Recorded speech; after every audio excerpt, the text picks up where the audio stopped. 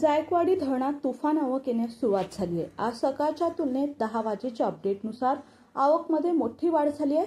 सध्या किती क्युसेकने पाणी येत आहे, तसेच जायकवाडी धरण किती भरलं आहे हे आपण या व्हिडिओच्या माध्यमातून पाहूयात।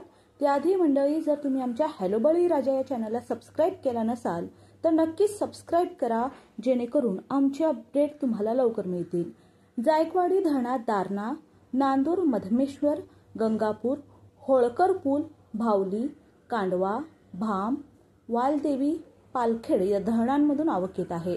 आज सोमवार 5 ऑगस्ट सकाळी 10 वाजता आलेल्या अपडेटनुसार जायकवाडी धरणाची पाणी पातळी फुटामध्ये 1500.46 इतकी आहे।